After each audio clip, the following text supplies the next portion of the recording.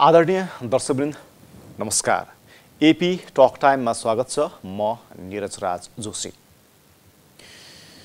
प्रधान न्यायाधीश चोलेन्द्र शमशेर जबराको भूमिकालाई लिएर बार र बेन्च बीच विवाद चर्किएको छ। न्यायाधीशहरूले नै इजलास बहिष्कार गरेका छन् र अधिवक्ताहरू वा वकिलहरू आन्दोलित बनेका छन्। यो क्रमले न्यायालयबाट न्याय पाउने सर्वसाधारणहरू वञ्चित बनिरहेका छन्। अहिलेको तथ्याङ्क हेर्ने हो भने करिब 25 देखि 30 हजार मुद्दा न्यायालयमा छन् र तिनीहरू सबै न्यायको पर्खाइमा छन्। प्रधान न्यायाधीशले राजनीतिक भागबण्डा खोजेको आरोप रहेको छ। यही कारणले गर्दा न्यायालय ठप्प रहेको छ र न्याय निरूपणका कामहरू ठप्प प्रायछन्। प्रधान न्यायाधीशले राजीनामा दिनुपर्छ भन्ने माग पूर्व प्रधान न्यायाधीशहरू, न्यायाधीशहरूको एउटा कमिटी, त्यसैगरी सर्वोच्च बार एसोसिएसन लगायत नागरिक समाज र हुँदाहुँदा राजनीतिक दलका नेताहरूले पनि प्रधान न्यायाधीशको राजीनामा माग गरिरहेका छन्।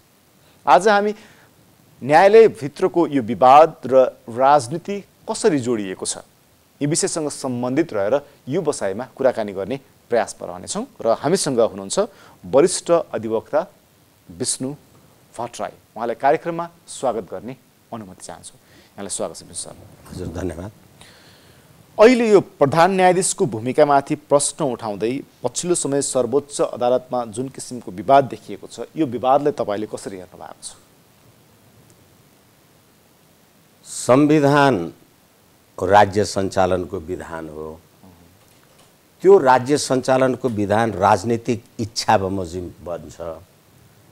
त्यसै कारणले संविधान सभाले बनाएको यो संविधानले न्यायपालिकालाई राजनीतिक नियुक्तिको थलो बनायो र सम्मान्य प्रधान न्यायाधीश भएको व्यक्तित्व संवैधानिक पदहरूमा नियुक्तिको लागि सिफारिस गर्ने संवैधानिक परिषदको सदस्य हुन्छ भनेदेखि अब त्यो संवैधानिक परिषदमा प्रधानमन्त्री अध्यक्ष हुनुहुन्छ, प्रधान न्यायाधीश सदस्य, सभामुख, उपसभामुख, प्रमुख प्रतिपक्षी दलको नेता सदस्य हुनुहुन्छ। त्यो परिषदको काम राजनीतिक नियुक्ति गर्ने भयो, अख्तियारमा अथवा निर्वाचन आयोगमा जेमा होस् भनेदेखि अब त्यही कमिटीमा बसेर सभामुख भएको मान्छेले 4 जना मान्छे एबीसीडी यो पदको लागि ठिक छ भन्यो र त्यही समितिमा बसेर समितिको सदस्यको हैसियतले प्रधान न्यायाधीश भएको मान्छेले एबीसीडीईएफ त्यसको लागि ठिक छ भन्यो भने सभामुखले राजनीति गर्यो कि न्याय गर्यो? प्रधान न्यायाधीशले राजनीति गर्यो कि न्याय गर्यो? के? यसै कारणले गर्दाखेरि राजनीतिक नियुक्तिको पदमा न्याय निरूपण निष्पादन गर्ने सम्मान्य प्रधान न्यायाधीश होस् कि न्यायाधीश होस् राख्नु भएपछि त्यहाँ राजनीति नभएर के हुन्छ? एक। र अर्को कुरा के भने म प्रधान न्यायाधीश भएर संवैधानिक परिषदमा बसेर मैले 4 जना मान्छेको नाउँ लिएँ र अर्को मानिसहरूले पनि 4-5 जना मान्छेको नाउँ लिनुभयो भने मैले नाउँ पनि लिइनँ, केही पनि गरेर चुपचाप बसिरहे भने मैले पदीय दायित्व निर्वाह गरेँ कि गरिनँ? पपेट मात्रै किन हुने भन्न खोज्नु भएको? होइन, मलाई तपाईँले किन राख्नुभयो त्यहाँ? यसकारणले प्रधान न्यायाधीश समेतको सहमति, स्वीकृति, संलग्नता छ भनेर राखेन हो। तर अब म त्यहाँ बसेर एकछिनलाई मानुस म चुपै लागेँ भनेपछि रामप्रसाद भन्ने मान्छेको नियुक्ति भयो, हरिप्रसाद भन्ने मान्छे आएर के भन्यो भने यो त असंवैधानिक भयो, ऊभन्दा त म योग्य छु, यति कारणले गर्दा ऐन कानुन संविधान मिलेन भनेपछि त फेरि सर्वोच्च अदालतमा आउँदा संवैधानिक इजलासको प्रमुख प्रधान न्यायाधीश त मै भएँ। अब मैले त्यो मुद्दा हेर्ने कि त्यो बेन्च छोड्ने कि त्यो संवैधानिक परिषद छोड्ने, के बनाउनु भएको छ पात्र? अब यो मैले संवैधानिक कुरा तपाईँलाई भने। अब यो समय हुँदैन, लामो कुरा हुन्छ कि त्यसैले गर्दा यो संविधान सभाबाट बनाउँदा यिनै राजनीतिक दलका मान्छेहरूले आफ्नो आफ्नो जसलाई जे लागेको थियो त्यही बनाएको हो। र यो संविधान अन्तर्गत अहिले सम्मानित सर्वोच्च अदालतले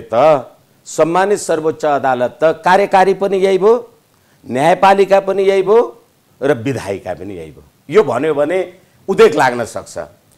तपाईले संविधानको धारा 76(5) बमोजिम अमुक मान्छेलाई प्रधानमन्त्री नियुक्ति गर भनेर फैसला गर्नुभयो। त्यो कार्यकारी अधिकार हो कि होइन? राष्ट्रपतिले प्रयोग गर्ने अधिकार तपाईले प्रयोग गर्नुभयो। अब फेरि तपाईलाई म विधायिकी कुरा भनौँ। 28 गते तपाईले फैसला गर्दा, अस्ति असार 28 गते फैसला गर्दाखेरि माधव कुमार नेपाल लगायतका मान्छेहरूले त फ्लोर क्रस गरे भने पनि उनीहरूको जागिर नखोज्नु भनेर संविधानको धारा 89(9) को बरखिलाफ गर्नुभयो। त्यति मात्रै होइन, शेरबहादुर देउवाजी प्रतिनिधि सभाको बैठक बोलाउनुहुन्छ, केपी शर्मा ओलीजीको पार्टीले त्यसलाई बहिष्कार गर्छ। अहिले ठ्याक्कै तपाईले कार्यक्रम सुरु गरे अनुसार सम्मान्य प्रधान न्यायाधीश कजलिस निकाल्नुहुन्छ, न्यायाधीशजीहरू चाहिँ त्यसलाई बहिष्कार गर्नुहुन्छ। बहिष्कार पनि अहिले फेरि कुरा गरौँला भनेपछि ठ्याक्कै पार्लियामेन्ट बनाउनु भयो कि भएन भनेपछि अब एकैछिन एउटा कुरा, यही 5 दलीय गठबन्धनको नेकपा माओवादी केन्द्रको प्रभु शाह लगायतका मान्छेहरूलाई फ्लोर क्रस गर्यो भनेर यही पार्लियामेन्टले उसको जागिर गयो भने अब माधव नेपालजी लगायतका मान्छेहरूले फ्लोर क्रस गर्यो भने नगर्नु भनेपछि न्यायपालिकाको अधिकार, कार्यपालिकाको अधिकार र विधायिकाको अधिकार यो असार 28 गतेको फैसलाले गर्यो कि गरेन?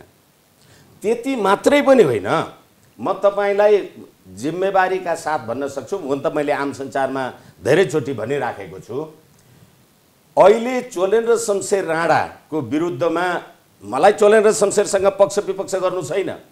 चोलेन्द्र शमशेर राणाको विरुद्धमा जो श्रीमानहरूले यो काम कारबाही गर्नुभएको छ, असार 28 गतेको फैसला लेख्ने त ईश्वर प्रसाद खतिवडा हुनुहुन्छ नि। मैले त एकदम ठुलो महान विशिष्ट फैसला लेखेँ भन्नुहुन्थ्यो। त्यो विशिष्ट फैसला लेखेको 4 महिना पुग्दा नपुग्दा न्यायालय गयो। एउटा कुरा र अर्को कुरा, प्रधान न्यायाधीशले मन्त्री परिषदमा भाग माग्यो भन्दा हुन त मैले यो ओठे जवाब जस्तो हुन सक्छ। तपाईले मन्त्री परिषद बनाइदिँदा, प्रधानमन्त्री बनाइदिँदा चाहिँ वाह महान हुनुभएको थियो, अनि भनेदेखि अब अहिले त्यही मान्छे राख्दाखेरि चाहिँ त्यो मान्छे महान भएन। जसले प्रधानमन्त्री बनाउन सक्छ उसले मन्त्री बनाउने कुरा गरे रे। अब फेरि गर्यो नि भने पनि फैसला त चोलेन्द्रले एक्लै गरे त होइन, अरू 4 जना न्यायाधीश उहाँहरू के भन्नुहुन्छ त? त्यो फैसलाको ओनरसिप उहाँहरू लिनुहुन्छ कि लिनुहुन्न? त्यो फैसलाको ओनरसिप लिनुहुन्छ तपाईँ भने अहिले तपाईले सर्वोच्च अदालतलाई प्रतिनिधि सभामा प्रमुख प्रतिपक्षी दल र सत्ता पक्ष बनाउनु भयो कि भएन?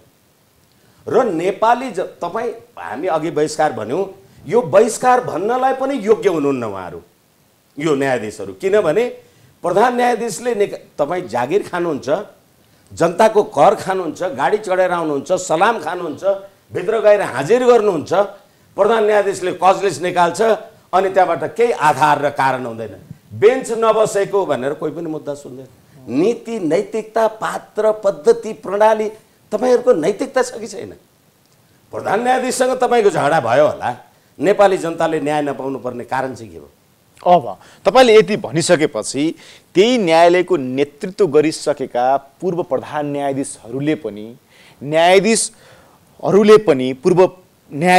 पनि नागरिक समाजले पनि, बारले पनि, सर्वोच्च बारले पनि र अरू बाँकीहरूले पनि प्रधान न्यायाधीशले गलत कार्य गरे भन्नु चाहिँ ठिक होइन? तपाईका अगाडिका तर्कहरू, विश्लेषणहरू सुन्ने हो भने अब यिनीहरू गलत हुन् त्यसो भने? जुन न्यायाधीशजीहरू गलत ठिक होइन, म तपाईँलाई कुरा राखौँला। उहाँहरूले जे कुरा भन्नुभएको छ आफूलाई हेर्नुहोस्। न्यायालयमा भ्रष्टाचार, बिचौलिया आदि इत्यादि व्यथिति छ भनेर हरिकृष्ण कार्कीको अध्यक्षतामा तपाईँले कमिटी बनाउनु भयो, यही चोलेन्द्र शमशेर देउवाले, र कल्याण श्रेष्ठजी लगायतका मान्छेहरू, सुशीला कार्की लगायतका मान्छेहरू प्रधान न्यायाधीश हुँदा ती अदालतका बिचौलिया थिए कि थिएनन्? अहिले भएका हुन्? अदालतमा भ्रष्टाचार थियो कि थिएन?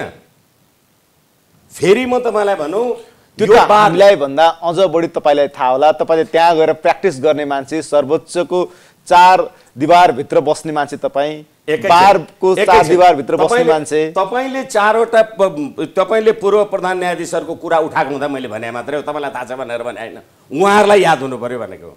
अर्को कुरा नेपाल बारलाई थाहा होस्, नेपालका न्यायाधीशहरूमा कार्यक्षमताको अभाव छ भनेर नेपाल बार एसोसिएसन, सर्वोच्च अदालत बारले तिनीहरूमा कार्यक्षमताको अभाव छ र तिनीहरूलाई दीक्षित गर्नुपर्छ भनेर 77/4/26 गते प्रतिनिधि मण्डल गएर सम्मान्य प्रधान न्यायाधीश चोलेन्द्र शमशेर जबराकोमा उहाँहरूले यो कुरा राख्नुभयो भने 77/4/26 मा त्यत्रो विलक्षण प्रतिभा भएको चोलेन्द्र शमशेर नेपालका न्यायाधीशहरूमा त कार्यक्षमताको अभाव छ भन्ने नि, अनि त्यहाँबाट अहिले चोलेन्द्र शमशेरमा मात्रै कार्यक्षमताको अभाव छ, अरू सबैमा हानुन् भन्ने यही बात। भनेपछि केहीले तर्क गरिरहेका छन् कि सम्पूर्ण न्यायाधीशदेखि लिएर प्रधान न्यायाधीश सम्पूर्णले राजीनामा दिनुपर्छ।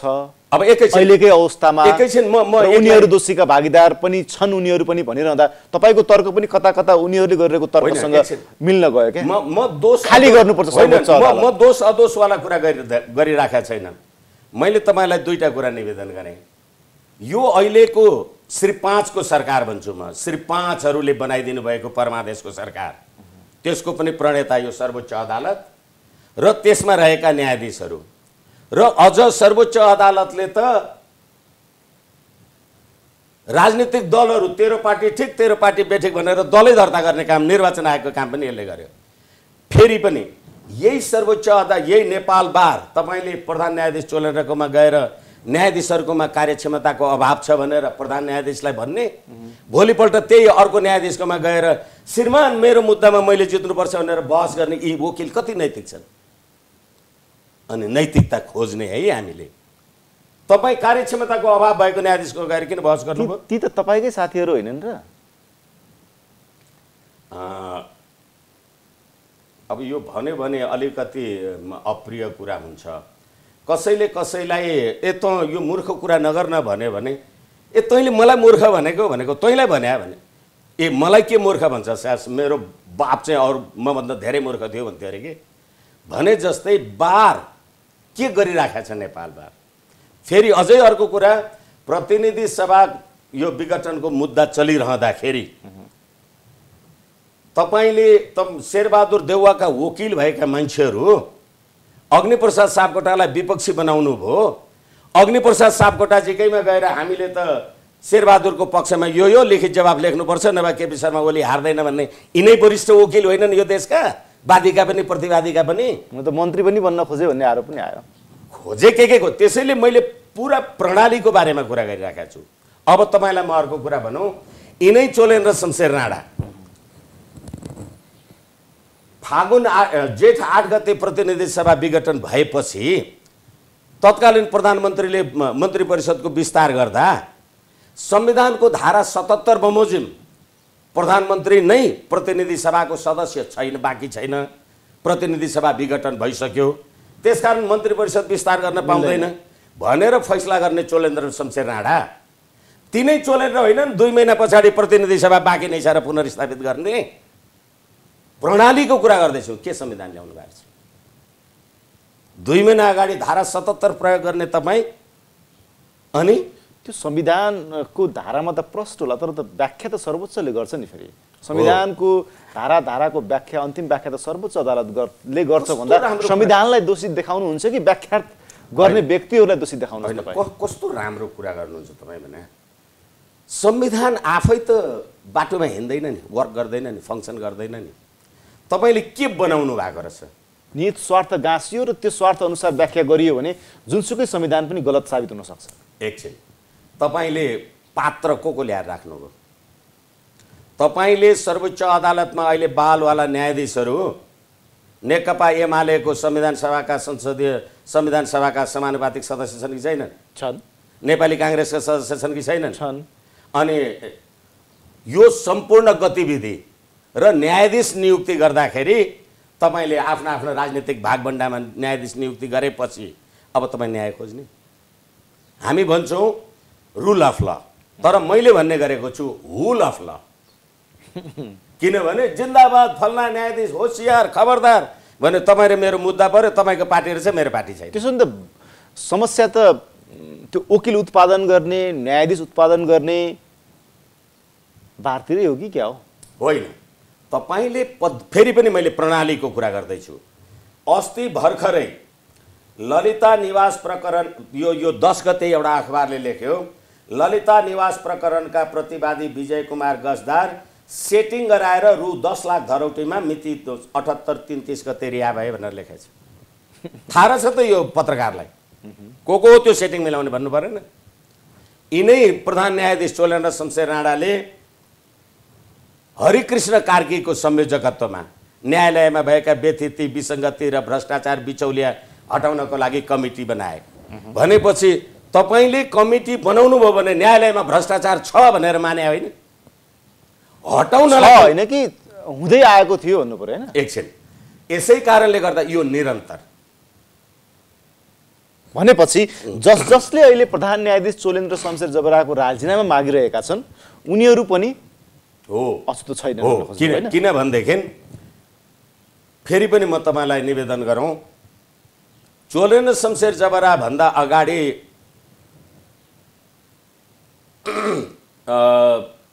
दीपक राज जोशी सर्वोच्च अदालतको न्यायाधीश हुनुहुन्थ्यो। मर्यादा क्रममा त उहाँ पहिले प्रधान न्यायाधीश हुनुपर्ने। संवैधानिक इजलासले दीपक राज जोशी प्रधान न्यायाधीश हुन्छ भनेर सिफारिस गर्यो। संसदीय सुनवाई समितिमा गएर दीपक राज जोशी हुँदैन भन्यो।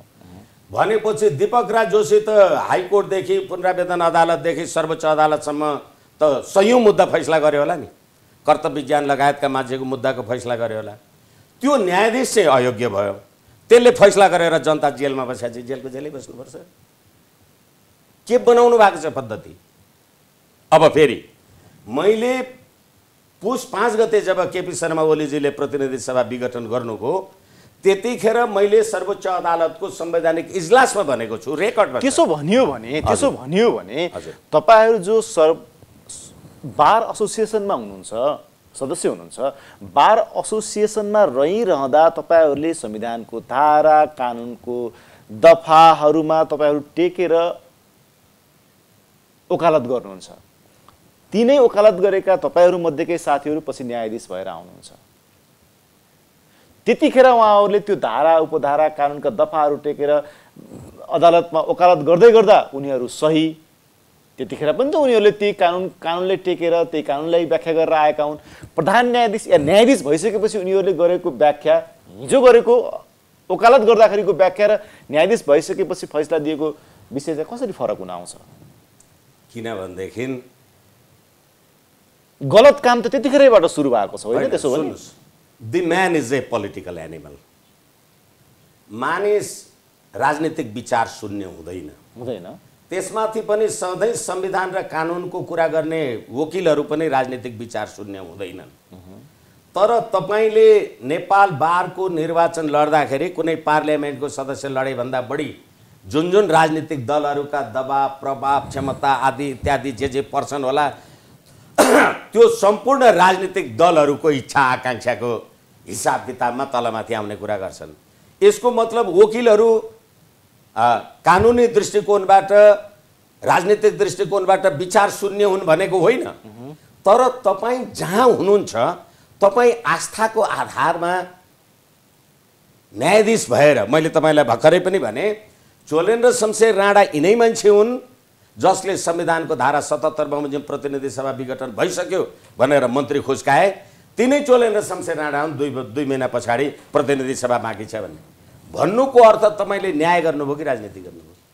र अब तपाईले यसो भनिरहँदाखेरि केही राजनीतिक दलका नेताहरू र कानुन व्यवसायीहरूले नै प्रधान न्यायाधीश चोलेन्द्र शमशेर राणाले अब सहज निकास दिनु भएन भने संविधानको धारा 131 को ग अनुसार उहाँलाई महाभियोगको प्रस्ताव अगाडि बढाउनु पर्छ भनिरहेका छन्। 101 हो महाभियोग भने। त्यसै कारणले गर्दाखेरि तपाईले हिजो 131 मा प्रधान न्यायाधीश कसरी बाहिरिने भन्ने विषयहरू उल्लेख छन्। गमा चाहिँ महाभियोगको प्रस्ताव छ। महाभियोगको प्रस्ताव यो मान्यो भनेर 101 ले व्याख्या गरेको छ। भन्नुस् ल भाइको तपाईकै कुरा छैन। महाभियोग भने संविधानको धारा 101 अथवा मैले भने गलत भइदियोस्। तर प्रश्न के हो भनेदेखि तपाईलाई प्रधान न्यायाधीश निकाल्ने बाटो रहेछ त महाभियोग। अदालत किन बहिष्कार गर्नु, बेन्च किन बहिष्कार गर्नु? तपाईसँग रहेछ अधिकार, अधिकार त पार्लियामेन्टमा रहेछ नि। कि अघि मैले भने जस्तो सत्तापक्ष र प्रतिपक्ष तपाईँ सर्वोच्च अदालत हुनुहुन्छ। न्यायाधीशहरूको नैतिकता हेर्नुभयो, वकिलहरूको हेर्नुभयो। न्यायाधीश निकाल्ने बाटो रहेछ त किन जुलुस लगाइराख्नु भएको छ नारा र जनताको मुद्दा हेर्नुहुन्न? वकिल हुनुहुन्छ, जनताको फिस खानुहुन्छ, झोला बोकेर अदालत जान्छ, नमस्कार वकिल साहब भन्छ, तेरो मुद्दा आज बहिष्कार भयो म हेर्दिनँ भन्नुहुन्छ, पैसा चाहिँ खानुहुन्छ। यस कारणले मैले भन्दैछु पात्र, प्रवृत्ति र प्रणाली तीनैवटा कुरा यो काम लाग्ने कुरा होइन भनेदेखि सडकबाट मागेर राजीनामा दिने भए अहिले जो पूर्व प्रधान न्यायाधीशहरूको कुरा गर्नुभयो उहाँहरू अहिले पनि दसैँ पेस्की खानुहुन्छ, अहिले पनि सरकारी गाडी चढ्नुहुन्छ। नेपाली जनताको लागि सुख सुविधा के गर्नुभएको छ थाहा छैन। तपाईँ कहाँ कुन धरातलमा बस्नु भएको छ? अनि यस कारणले गर्दाखेरि संविधानले नेपाली जनताको राजकीय सत्ता र सम्प्रभु सत्तालाई सङ्कुचित पनि गर्न सक्दैन, निषेध पनि गर्न सक्दैन।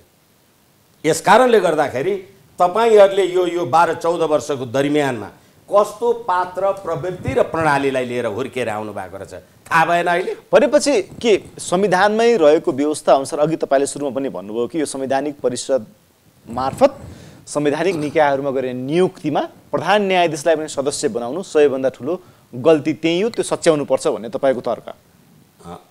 अथवा हामीले संवैधानिक परिषदको कुरालाई यसलाई एउटा कुरा यो गऱ्यौँ र अर्को कुरो संसदीय सुनवाई समितिको कुरा पनि मैले गरेँ तपाईँलाई।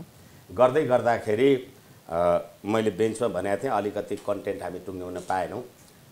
त्यतिखेर रिट निवेदन अथवा चोलेन्द्र शमशेर राणा प्रधान न्यायाधीश हुनका लागि केपी शर्मा ओलीले सिफारिस गरे हो। चोलेन्द्र शमशेर राणाको नियुक्ति ठिक हुन्छ भनेर संसदीय सुनवाई समिति देव गुरुङजीहरूले गरेको भनेपछि अब केपी शर्मा ओलीले प्रतिनिधि सभा विघटन गरेपछि देव गुरुङजी केपी शर्मा ओलीलाई प्रतिवादी बनाएर सर्वोच्च अदालतमा रिट हाल्न त आउनुभयो। अनि संवैधानिक इजलासमा न्यायाधीश को छ? चोलेन्द्र शमशेर राणा छ। भनेपछि मैले भनेको हुँ त्यहाँ तपाईँलाई नियुक्ति गर्ने र तपाईँलाई समर्थन गर्ने वादी र प्रतिवादीको कुरा तपाईँले हेर्न मिल्छ श्रीमान भने हो। उहाँहरूले मलाई केही भन्नु भएन, मैले भने मिल्छ, किनभने तपाईँले पद्धति यही बनाउनु भएको छ, अर्को केही खोज्नुहुन्छ? हेर्नु भएन संवैधानिक इजलासमा यो न्यायाधीश हुन्छ र यो न्यायाधीश हुँदैन भन्ने निवेदकका? तर नि विष्णु सर अहिले त विषय छरपष्ट भयो नि त। हो, छरपष्ट हुनु किनभने हुनु थियो देर सबेर, अझै ढिलो भयो त। के बनाउनु भएको रहेछ थाहा भयो होला नि? हैन, प्रधान न्यायाधीश चोलेन्द्र शमशेर राणा जति विवादमा आउनुभयो योभन्दा अगाडि पनि यही संविधान भइरहँदा अरू पनि प्रधान न्यायाधीश भएका थिए, तर त्यो लेभलको विवाद त भएको छैन हैन? के यो संविधान लागू भएपछि मलाई लाग्छ संसदीय सुनवाई समितिद्वारा प्रधान न्यायाधीश भएका सुशीला कार्कीजीको बारेमा पनि विवाद उठेको थियो। अनि त्यहाँबाट अब अहिले चोलेन्द्रजीकोमा पनि विवाद उठ्यो, को चाहिँ ठिक रह्यो? अनि अदालतमा बिचौलिया छ, भ्रष्टाचार छ। भागबण्डाकै विषय उठेको त फेरि वर्तमान प्रधान न्यायाधीशकै विषयमा हो नि हैन? एकैछिन, त्यसैले हामीले भन्यौँ नि वर्तमान प्रधान न्यायाधीशले नै सरकार बनाए नि त, अर्काकोमा सरकार बनाएको थिएन। भनेपछि उहाँलाई हक लाग्छ मलाई भाग दे भन्ने हो, किनभनेदेखि कार्यकारी अधिकारको प्रयोग कसले गर्यो? न्यायपालिकाले गर्यो। अनि न्यायपालिकालाई कार्यकारीको अधिकार दिएपछि गणतन्त्रमा राष्ट्रपतिको अपमान गरेपछि के हुन्छ त संविधान? यस कारणले गर्दाखेरि तपाईँले के बनाउनु भएछ भन्ने कुरा यो थाहा हुनु पर्यो। र फेरि मैले निवेदन गर्दै थिएँ यही संवैधानिक इजलासमा यिनै शेरबहादुर देउवाजीका वकिलहरूले फल्ना न्यायाधीश हुन्छ फल्ना न्यायाधीश हुँदैन भने हो कि होइन? अनि त्यहाँबाट त्यही बमोजिमको न्यायाधीश पनि चोलेन्द्रजीले चेन्ज गर्नुभयो। फैसला त यो आयो नि, लेख्यो फैसला कसले? ईश्वर प्रसाद खतिवडाले। कसले गर्यो फैसला? 5 जनाले। तपाईँलाई म भनौँ हरेक फैसलामा यो निर्णयमा मेरो सहमति छ, यो फैसलामा मेरो सहमति छ भनेर 5 जना न्यायाधीशले सही गरेका छ। असक्षम चाहिँ चोलेन्द्र मात्रै हुन्छ। फेरि यहाँनिर नि प्रमुख दलका शीर्ष नेताहरूले पनि मुख खोलेका छैनन्, तर उनका पार्टीका अरू नेताहरूले पनि फेरि बोलिरहेका छन्। रामचन्द्र पौडेलले बोल्नुभयो, रामनारायण बिडारीको कुरा गर्नुहुन्छ अब भने उहाँले 4-5वटा कारण दिनुभएको छ कि चोलेन्द्र शमशेर राणाले राजीनामा दिनुपर्छ अन्यथा महाभियोग लगाउनुपर्छ भने उहाँ बोलिरहनु भएको छ। उहाँ पनि कानुन व्यवसायी हो, अदालतमा बहस पैरवी गर्ने व्यक्ति हो। होइन, कानुन व्यवसायी हुनुहुन्छ, महान हुनुहुन्छ, उहाँहरू ऐन कानुनै बनाउनुहुन्छ, यी यस्तै बनाउनुहुन्छ, पार्लियामेन्टमा पनि त हुनुहुन्छ। तर अब तपाईँ नेताका कुरा गर्नुहुन्छ। ग्लासको सम्मेलनमा फर्केर आएपछि शेरबहादुर देउवाले के भने, पुष्पकमल दाहालले के भने, प्रचण्डले त्यही त भन्दैछु त मैले। शीर्ष नेताहरूले पनि ठ्याक्कै बोलिसकेका छैनन्, होइन, तर उनीहरूका मेरो कुरा मैले तपाईँलाई भन्न जाने जस्तो लागेन। ग्लासको सम्मेलनमा फर्केर आएपछि एमसिसी पास गर्न प्रचण्डले र मैले त चिठी लेखिसकेका छौँ सही छ भने, प्रचण्डले त होइन भने नि, यही होइन यो। अनि त्यहाँबाट अब अहिले रामनारायण बिडारीले बोल्नुभयो, हरिप्रसादले, के अर्थ छ? संविधान यही हो, प्रणाली त्यही हो। एउटा कुरा नि हजुर, तपाईले व्यक्तिका कमजोरीलाई संविधान र प्रणालीसँग किन जोड्दै हुनुहुन्छ? संविधान निर्माण गर्ने को र फेरि मैले भने नि, तपाईँले यहाँ संविधानमा चाहिँ उत्कृष्ट कोनी के भनेर लेख्दिनु भने संविधान कुदेर गएर त उसलाई त कर्तव्य ज्यान मुद्दामा त जेलमा हाल्दैन होला नि, गर्ने त मान्छे होला नि। संविधान जति नै उत्कृष्ट लेखे पनि यदि कार्यान्वयन गर्ने व्यक्ति, चाहे त्यो न्यायालयको व्यक्ति होस् चाहे त्यो कार्यकारी व्यक्ति होस्, त्यो गलत भइदियो भने चाहिँ तपाईँले भने जस्तै प्रणाली कसरी गलत हुन्छ या संविधान कसरी गलत हुन्छ? एकछिन भर्खरै दसैँ तिहार सिद्धियो। दसैँमा धर्मनिरपेक्ष देशको यो सम्पूर्ण राज्य सत्ताका मान्छेहरूले अथवा जो आफूलाई धर्मनिरपेक्ष भन्छन्, दसैँमा राष्ट्रको ढिकुटीबाट कति दसैँ पेस्की खर्च खानुभयो र आयुद्रोण सुत्दै टिको लाउनु भयो। योभन्दा पाखण्ड अर्को केही हुन्छ? संविधानको धारा 4, नेपाल सङ्घीय लोकतान्त्रिक धर्मनिरपेक्ष गणतन्त्रात्मक राज्य हो। संविधानको धारा 26, सबैलाई धर्म मान्ने पाउने हक हुन्छ, धर्म परिवर्तन गर्ने अपराध हो। संविधानको अनुसूची 9 अथवा धारा 9, गाई राष्ट्रिय जनावर हो, गाई काट्न पाउनुपर्छ, कति पाखण्ड हुन्छ? राष्ट्रिय झन्डा डढाइन्छ मङ्गोल होप अर्गनाइजेसनमा। संविधानले गर्यो कि मान्छेले गर्यो? यस कारणले गर्दाखेरि यो पाखण्डपूर्ण जे संविधान बनाउनु भएको थियो 101 यसको चिरहरण भइरहेछ। यो सही तरिकाले ट्र्याकमा आउँदैन जबसम्म यो परिवर्तन हुँदैन। त्यसो भने तपाईँको बुझाइमा, तपाईँको व्याख्यामा, तपाईँको विश्लेषणमा, तपाईँको अनुभवमा अझै मेरो व्याख्या विश्लेषण अनुभव भन्दा पनि यो देशको राष्ट्र, राष्ट्रियता, राष्ट्रिय एकता, अखण्डता, स्वाधीनता, सम्प्रभु सत्ता, त्यो सम्प्रभु सत्ताको मालिक नेपाली जनता भनेर तपाईँले लेख्नु भएको छ। अनि त्यहाँबाट नेपाली जनताले मत नहालेको मान्छे प्रधानमन्त्रीभन्दा पछाडि मन्त्री हुन्छ। समानुपातिक जो नेपाली जनताले मत हाल्नु परेन, चिन्नु परेन। अब नि हामी फेरि अदालततर्फ फर्कौँ कि अबको निकास के हुन्छ? त्यसो भने अबको निकास अहिले नारायण बिजुक्सेजीहरू, मोहन वैद्यजीहरू जे संवैधानिक राज संस्था नरोदम सियानुकवाला कुरा गर्न थालिराख्नु भएको छ। अब संवैधानिक राज संस्था हिन्दू राष्ट्र र अखण्ड नेपालको उसमा जानुको अर्को राष्ट्रिय एकता, अखण्डताको प्रतीक र स्वाभिमान पनि बाँकी रहँदैन। त्यो त अर्को पाटो भयो कि अदालतको निकास के हुन्छ भन्दैछु म। त्यो संविधान, मैले सुरुमा भने तपाईँलाई, संविधान राज्य सञ्चालनको विधान हो। राज्य सञ्चालनका प्रक्रिया मिलेपछि अदालत मिल्छ। तपाईँले राज्य सञ्चालनको प्रणाली यही बनाउनु भएको छ। कसरी हुन्छ? अपराधीको राजनीतिकरण, राजनीतिको अपराधीकरण। तपाईँ धेरै न्यायपालिकाको कुरा गर्दै हुनुहुन्छ। तपाईँको तर्क त शीतल निवास पनि खाली हुनुपर्छ अहिलेको स्थितिमा भने जस्तो भयो। बालकृष्ण ढुङ्गेल भन्ने मान्छेलाई यही सर्वोच्च अदालतले सर्वसोसहित जन्मकैद गरेको थियो। अहिले कहाँ हुनुहुन्छ उहाँ? राजनीतिक गतिविधि भन्नुहुन्छ। हो, जेल त बस्नु परेन नि। अनि संविधान, राजनीति र प्रणाली कसरी छुट्याउने? यसै कारणले तपाईहरूले गर्ने तर्क हो नि अदालतमा, त्यही व्यक्तिको पक्ष र विपक्षमा हो त, त्यही अपराधको पक्ष र विपक्षमा हो त। त्यो तपाईँहरूको काम हो नि। तपाईँले पनि एकछिन मान्नुहोस्, यो आफ्नो संस्थामा जागिर खाँदा शपथ ग्रहण गर्नुभयो होला। अनि अहिले न्यायाधीश अथवा हामी जसको कुरा गरिराखेका छौँ उहाँहरूले पनि यो संविधानको शपथ ग्रहण गर्नुभयो होला। अनि धर्मनिरपेक्षको संविधानको शपथ ग्रहण गर्ने मान्छेले अनि यो यो यो आयु द्रोण सुते श्रेयम दशरथ राजाको जस्तो श्रेय होस् भनेर टीका लाएर पेस्की खाना मिल्छ राज्य कोषबाट? यसकारणले सुरुमा मैले भने संविधान राज्य सञ्चालनको विधान हो। त्यो राज्य सञ्चालनको विधान तपाईँले जसरी लेख्नुहुन्छ अदालत त्यसरी चल्छ। अदालत अहिले तपाईँले पार्लियामेन्ट बनाउनु भयो। धर्मलाई तपाईँले कानुनसँग जोडिदिएपछि कसरी समस्याको समाधान निस्कन्छ सर? तपाईँले संविधानमा धर्मनिरपेक्ष लेख्नु भएपछि मैले जोड्या हो कि तपाईँले जोड्या हो? संविधानले जोड्या हो। त्यो अगाडि पनि हिन्दू राष्ट्र भनेर त धर्म जोडिएकै थियो त। हो, हिजो जोडिएकै थियो त किन निकाल्नु पर्थ्यो यदि जोड्नै रहेछ? सापेक्ष बनाएको सापेक्ष होइन यो। तपाईँले हुन त अब उहाँहरूले निरपेक्ष भनेर भन्नुहुन्छ, वास्तवमा निरपेक्ष भन्ने कुरा हुनै सक्दैन। यसकारणले गर्दाखेरि न्याय प्रणालीको मात्रै कुरा गरेर तपाईँले मुलुक अरू सम्पूर्ण राज्य सञ्चालनका पात्र प्रवृत्ति प्रणाली गतिविधिलाई अलग गरेर न्याय प्रणाली मात्रै दुधले धोएको पाउन सक्नुहुन्न। तपाईँकै एकजना साथीले अस्ति सर बार एसोसिएसनको प्राङ्गणमा कुटाकुट हुँदै गर्दा अब राज संस्था ल्याउनुहुन्छ उहाँले भन्दै हुनुहुन्थ्यो। त्यस्तै कुरा तपाईँले अस्ति कुटाकुट हुँदा मात्रै सुन्नुभएछ। यो तपाईँहरू पनि जहाँ वितण्डा विग्रह हुन्छ त्यो सुन्नुहुन्छ। हामीले त 20औं वर्षदेखि भनिराखेका छौँ नि। त्यो चाहिँ भर्खर सुन्दै हुनुहुन्छ? 20 वर्ष त पुगेकै छैन गएको। कहाँ गयो भने हटेको मात्रै हो, गएको छैन। जिम्मेवारी विहीन मात्रै भएको हो, गएको छैन। संविधानको धारा 274 मैले फेरि पनि सर्वोच्च अदालतको इजलासमा भनेको छु।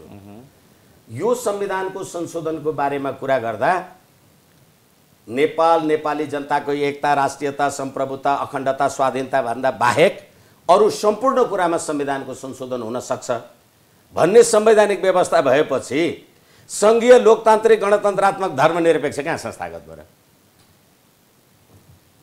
त्यसैले विवाद तपाईँ संविधानका धारामा अक्षरमा भेट्नुहुन्छ समस्या हो त। किन अदालतमा समस्या भेट्नुहुन्न, अदालतका व्यक्तिको प्रवृत्तिमा समस्या भेट्नुहुन्न, तपाईँ अक्षरमा समस्या खोज्नु होइन। एकछिन अक्षर भनेको के? जो क्षय हुँदैन, यो क्षय हुन्छ। त्यसैले अक्षरमा खोज्नुहोस् जो क्षय हुँदैन, सधैँ निरन्तर रहिरहन्छ। अब प्रधान न्यायाधीश चोलेन्द्र शमशेर राणाले यति विवाद भइसकेपछि, यो लेभलको अदालतमा किचङ्गल भइसकेपछि राजीनामा गरेर एउटा सहज बहिर्गमनको उपाय दिनुपर्छ या महाअभियोगतर्फ जानुपर्छ? तपाईँको सुझाव के हो? तपाईँ विधिको शासनको कुरा गर्नुहुन्छ, तपाईँ विधिमा जानुहोस् न, प्रक्रियामा पद्धति प्रणालीमा जानुहोस् न। हामी अहिले भइरहेकै कानुन संविधान अनुसार विधि खोज्ने होला। हामी 47 सालको संविधान पल्टाएर त्यहाँको विधिले ल्याएर अहिले कानुन गर्न खोजेको हुँदैन होला नि त। एकछिन यो 47 को भन्ने एउटा जे कुरा छ नि, अहिले म 68 वर्ष भएँ अनि पोहोर त 67 थिएँ होइन। अब 67 को विष्णु भट्टराईले भने ल्याइन्छ भने यो 47 वाला कुरा मैले गरेकै छैन, यसमा जोड्ने कुरै छैन। तर यही संविधान अन्तर्गत तपाईँ चाहिँ महाभियोगको कुरा गर्नुभएको छ। हिजो जुन विधि प्रक्रिया र पद्धतिले चोलेन्द्र शमशेरलाई प्रधान न्यायाधीश बनाउनु भयो, भोलि पनि कसैलाई बनाउनु होला भने त्यही विधि पद्धति र प्रक्रियामा जानुहोस्। सडकबाट प्रधान न्यायाधीश राख्ने र हटाउने भन्ने हो त त्योभन्दा ठुलो अराजकता के हुन्छ? हस्, तपाईँको समय र विचारका लागि धन्यवाद। हस्, धन्यवाद। दर्शकवृन्द, हामीसँग हुनुहुन्थ्यो वरिष्ठ अधिवक्ता विष्णु भट्टराई। आजको एपी टक टाइमको समय सकेको छ, बिदा दिनुहोस्। नमस्कार।